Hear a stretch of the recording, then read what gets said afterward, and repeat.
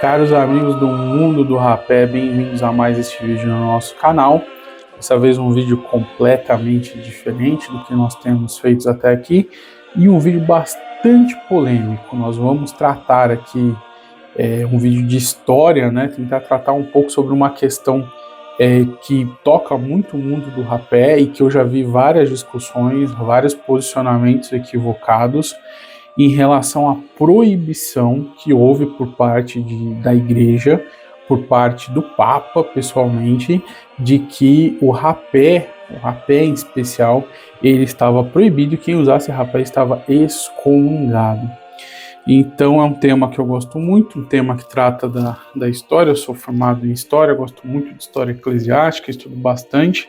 A ideia do vídeo não é trazer aqui uma tese de doutorado e etc., mas uma conversa sobre esse tema histórico, até para vocês conhecerem mais sobre o rapé e como esses registros são interessantes ou curiosos no sentido mais amplo. Então, a tese principal que eu quero rebater aqui nesse vídeo, eu trouxe vários textos aqui, pesquisei sobre o tema. Há muitos anos eu mantenho lá no site uma parte dedicada à questão do rapé Igreja Católica. Se vocês quiserem, é só ir lá no nosso site, www.rapéimperiodobrasil.com, e ler esse texto. Mas houve um grande alvoroço, sim, com os descobrimento da América principalmente, e como o tabaco chegou na Europa. Seguramente vocês podem imaginar por um momento que a Europa vinha ali de um desconhecimento total sobre o tabaco, e de repente as pessoas começam a aspirar um pó e fumar no meio da rua, soltar fumaça pela boca, e isso seguramente causou inúmera estranheza em toda a população. E houve necessidade de legislar sobre isso, né? Como que isso ia se dar. E a história do rapé é justamente interessante porque foi a primeira forma de utilizar o tabaco que chegou na Europa, até antes do que fumar ou mascar. Um dos principais contrapontos que existe, argumentos que nós achamos na internet, é dizer que ali por volta de 1650, 1642, o Papa Urbano VIII, ele teria feito uma proibição mundial e total, restringindo a todos os católicos baixo pena de excomunhão, ou seja, o sujeito estava no inferno, caso alguém usasse tabaco, tá? Incluso alguns desses textos falam que o Papa quis proibir o tabaco justamente por causa do espirro, que o espirro estava ligado a um prazer proibido, a um prazer imoral, um prazer sexual. E eu fui pesquisar sobre isso, me deparei com várias fontes, com vários textos, né, justamente para responder essa questão, que já está respondida em outros textos. Eu não estou fazendo aqui nada de novo, mas estou trazendo para vocês em formato de vídeo essa questão histórica. Então, o tabaco, vamos andar pela visão da igreja, tá? Dos papas e tudo mais, para a gente poder entender até como a gente vai chegar ao ponto de mais tarde o próprio Papa ter uma fábrica de rapé, com Pio IX propriamente dito. O tabaco, quando ele é descoberto ali, ele causa um grande alvoroço, e o seu uso estava assim, ligado a rituais religiosos por parte dos indígenas. Então, a igreja no começo, aí os primeiros 100 anos, ela tem que lidar com uma questão bastante delicada, né? Como nós já falamos, até o milho era sagrado para esses povos que viviam na América, e a igreja se depara com esse problema, né? Os indígenas se convertem ao catolicismo, mas muitos deles não abandonam esses hábitos que eles tinham. Então, de certa forma, junto com o batismo dos índios, tem também o batismo do tabaco, que passa a ser utilizado na Europa e principalmente começa a correr solto entre o clero, que por causa das missões, por causa dos missionários, começam a ter uma grande confluência nisso. Então esse é um primeiro momento onde a igreja tem que ver, esse uso é um uso ligado a um uso religioso ou é apenas mais um uso que a gente está descobrindo? E dentro dessa tese, né, que diz aí que o Papa Urbano VIII, ele teria proibido, ali por volta de 1642, o Papa Urbano VIII é um Papa que pega bem esse mundo pós-descobrimento, ele pega as piores guerras ali na Europa nesse período, ele pega a Guerra dos 30 anos, então uma Europa assim, completamente efervescente, com várias questões, e me parece que o foco principal desse papado não foi proibir o tabaco, excomungar quem usasse tabaco. Mas o que acontece concretamente, para a gente deixar claro, foi justamente que em 1642, né, o Papa Urbano VIII ele publica uma espécie de bula, uma espécie de carta pastoral, como é chamado hoje em dia, com eclese. Se não me engano é esse o nome pelo que eu pesquisei. Esse documento do Papa, ele visava justamente responder a uma questão levantada pela Diocese de Sevilha, e era uma bula que tinha principalmente ali como foco não falar sobre tabaco como uma proibição mundial, mas falar a respeito das novas dioceses, do novo mundo e questões pontuais disciplinares sobre tudo que estava acontecendo, ele precisava ser encaixado. Alguns dizem, e eu procurei fontes sobre isso e não encontrei, que essa resposta do Papa foi dada por causa do abuso que estava havendo entre alguns membros do clero, que enquanto estavam oficiando a missa tomavam rapé, e isso causava alguns incidentes, causava algumas profanações, algumas irreverências, e isso motivou aí o Papa a lançar essa proibição. Mas essa proibição, muito longe de ser uma proibição no sentido mundial ao tabaco, como querem pintar, ela era uma proibição que abrangia apenas a Diocese de Sevilha e tinha um local marcado, ou seja, presbitério e sacristia. O Papa nem falava aí do templo como um todo, né? Então, assim, essa ideia de, oh meu Deus, proibiu em todo lugar, no mundo inteiro, e todo mundo, como se tivesse criado aí o 11º mandamento, que quem não cumprisse ia para o inferno, cai por terra. E basta uma pesquisa rápida para vocês verem em relação a isso. Eu acho que até a bula aqui do texto eu cheguei a encontrar, se eu não me engano,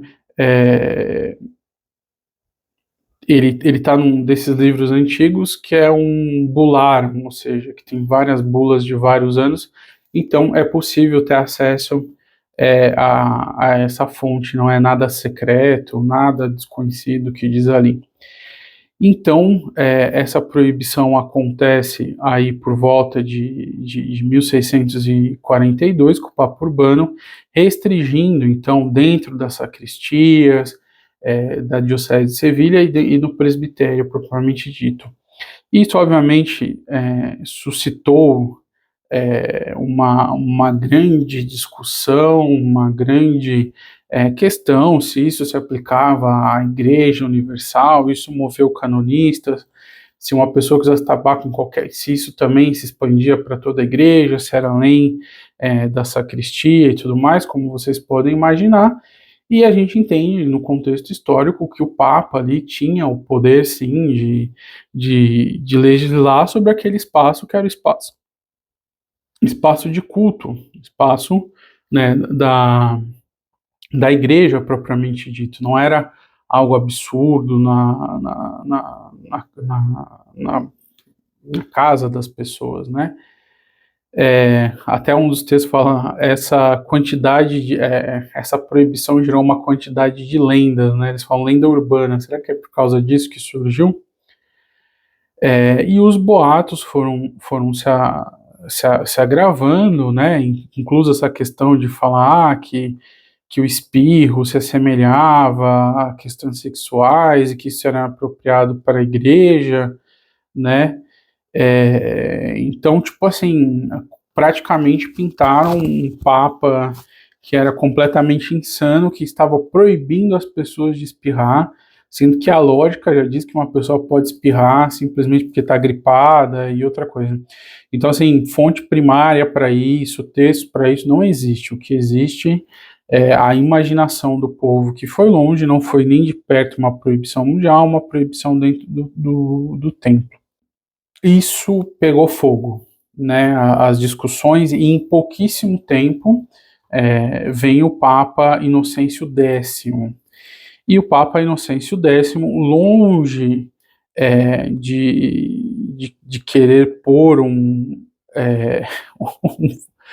ponto final nessa discussão, ele foi lá e tacou mais fogo ainda nessa questão. Então, ele, em 1650, 8 anos praticamente depois, 1642 é o primeiro, 1650 depois, ele faz outro documento, um documento disciplinar, né, principalmente referendo aí, colocando a Basílica de São Pedro, a Basílica de São João de Latrão, e expandindo um pouco mais aquele primeiro decreto de Urbano VIII para essas igrejas. Dizem aí também que a motivação é porque a coisa estava demasiadamente fora de controle, principalmente entre o clero, onde se utilizava o rapé de forma desmedida, de forma controlada no templo. Tá? Lembrando essas proibições de novo dentro do templo, principalmente presbitério. Eu não sei se ali fica claro se seria toda a igreja ou somente a questão do presbitério. Lembrando também nós estamos falando de fumar, tá? Se fumava dentro das igrejas, não havia uma legislação, era algo completamente novo, e os papas ali tentaram legislar sobre essa questão da melhor forma possível que eles entenderam naquele então. Depois tem um lapso aqui, que vem o Papa Inocêncio Novo, e ele vem com a questão da suspensão ad vinis, tá? Que seria justamente a proibição dos eclesiásticos de oficiarem missas. É como se o padre tivesse aí desempregado, digamos assim. E ele coloca algumas regras mais rígidas referentes ao uso, principalmente antes de estarem oficiando missa. Essa proibição de Inocêncio XI, ela é um pouco mais difícil de ser consultada. Então eu não sei se isso de fato ocorreu ou se é uma lenda apócrifa, que houve aí mais um endurecimento. E aí o que nós percebemos, né, que quase 100 anos, se eu não me engano, existe um lapso entre um documento e outro. Nós estamos aí em pleno 1678 e depois só em 1725 que a coisa vai ser revista. O que vai acontecer? As pessoas, isso vai gerar uma grande discussão, principalmente ali em Roma, lembrando que não são proibições mundiais, e que a questão provavelmente de Inocêncio XI, que vai estar depois, é uma questão disciplinar, ou seja, não usem antes da missa para evitar qualquer inconveniente. Mas, em meio a todas essas discussões, digamos assim, de sacristia, o rapé estava sendo assim amado, adorado por todo o clero, né? Então já está se passando aí quase mais de 300 anos dos descobrimentos. Nós já temos rapé na França, nós já temos rapé na Inglaterra, o Brasil já está quase começando a produzir rapé, exportando, e realmente, de forma geral, até o cachimbo, o tabaco fumado, é uma onda imparável, e que vai conquistar justamente os narizes dos cardeais que vão se tornar papa. E uma dessas pessoas foi justamente Bento XIII, que era um papa que dizem que era um grande consumidor de rapé.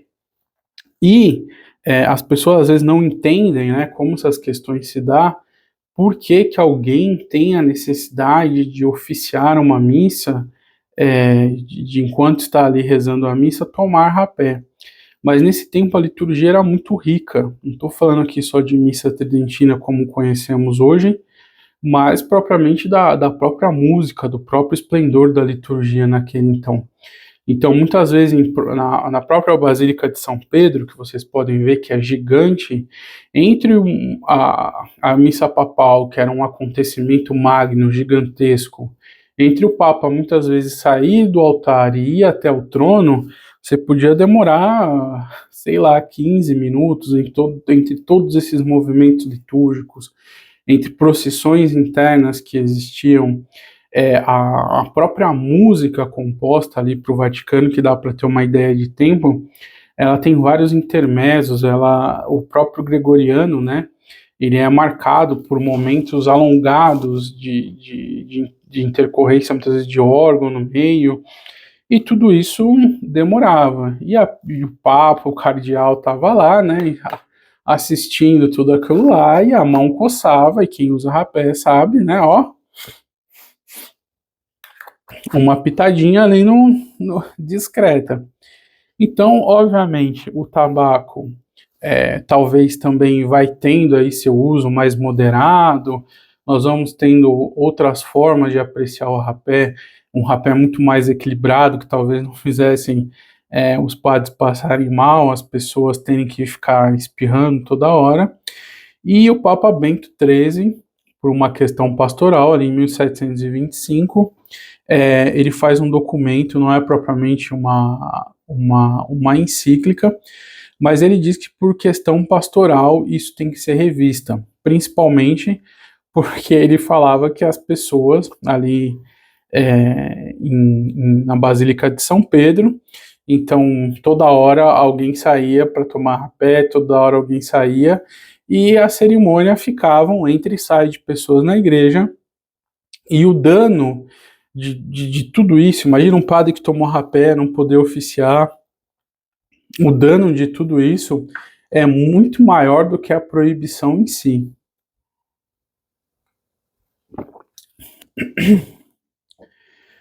E, obviamente, ele vê isso e vê que o rapé já está em uso, então a gente está falando aí recente, 1725, não é nada para a história, né?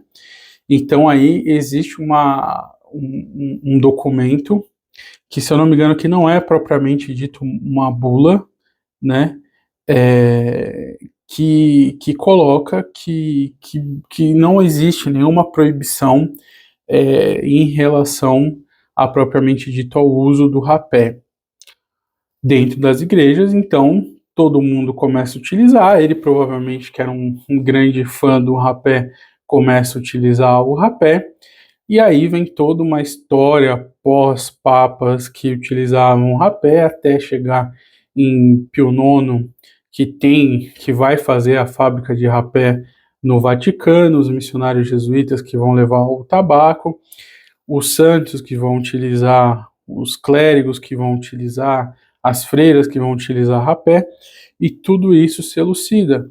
Até propriamente dito, até questões teológicas, como por exemplo, Santo Afonso vai tratar, que ele também era um tomador de rapé, e vai tratar, por exemplo, aqui no Manual de Instrução para os Confessores, que existe uma questão levantada se o rapé quebra o jejum eucarístico ou não, mesmo que você engula uma parte desse rapé para o estômago.